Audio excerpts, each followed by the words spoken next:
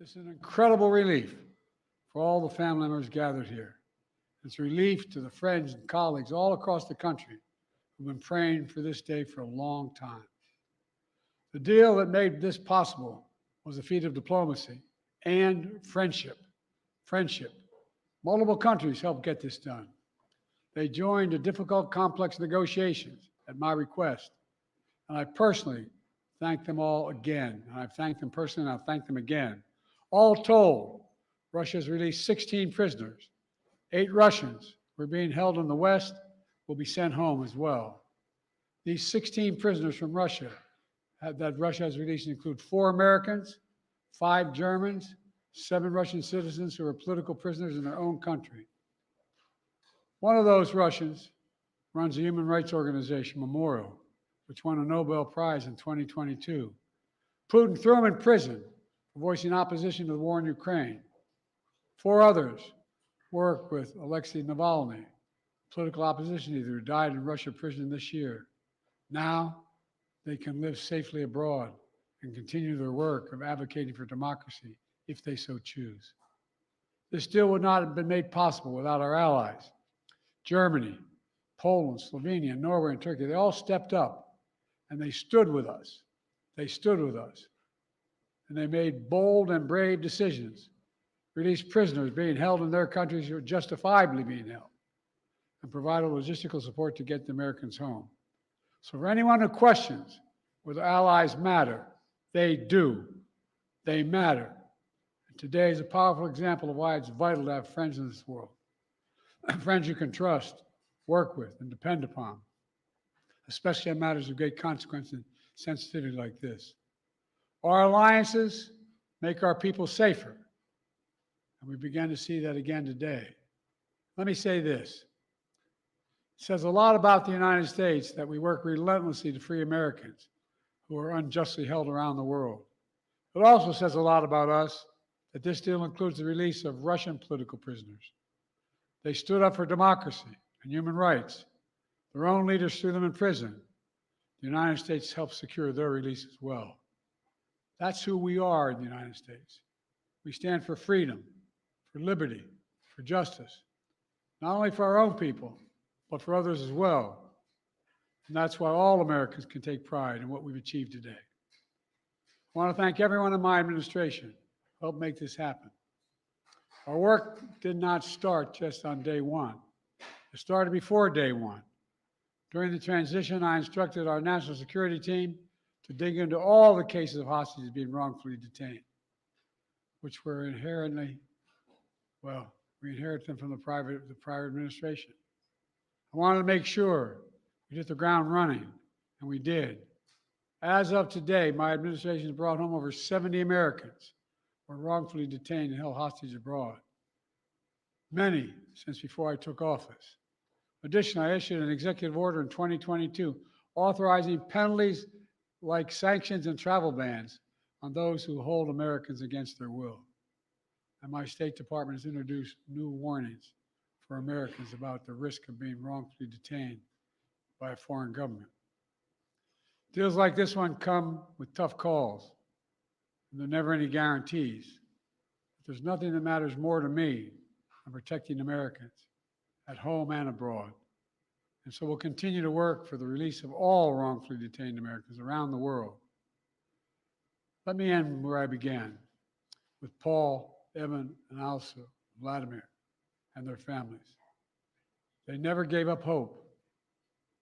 We can't imagine what they've been through, all of you. Matter of fact, this lady right here, I think, was living in the Oval Office with us for a while. All kidding aside, can't imagine their joy right now. They're home. Tomorrow's a big day, the 13th birthday of Miriam. Miriam, where are you? Come here. You all know we have a tradition in the Biden family. We sing happy birthday on any birthday. You ready? All of you. Happy birthday to you. Happy birthday to you. Happy birthday, dear Miriam. Happy birthday to you.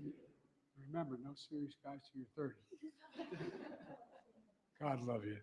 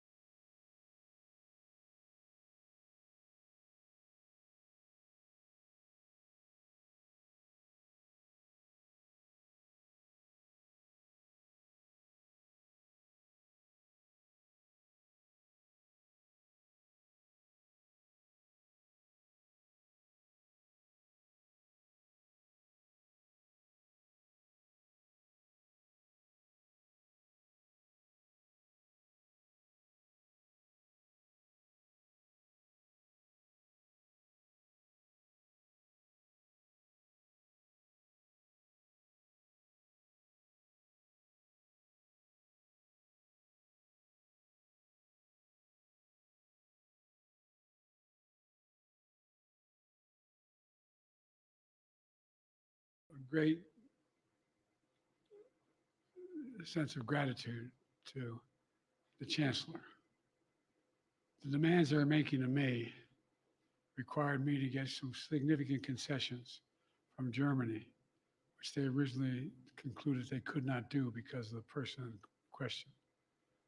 But everybody stepped up. Poland stepped up, Slovenia stepped up, Turkey stepped up. And it matters to have relationships.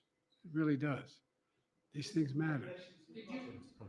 Pardon me? Could this improve relations with Russia? Is there any avenue for that after this prisoner exchange deal?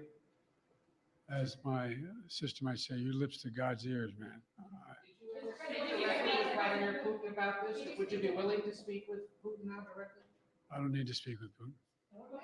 Anyway. How did you weigh that decision of letting somebody out who sounds like got away with murder? I got home innocent people. Thank you. All right. Thank you. Are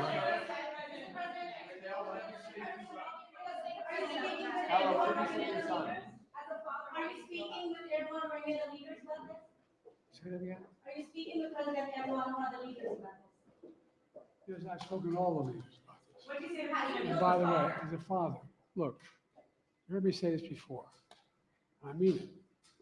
My dad had a simple proposition. Family is the beginning, the middle, and the end. Blood of my blood, bone of my bones. I can think of nothing more consequential. I mean it sincerely.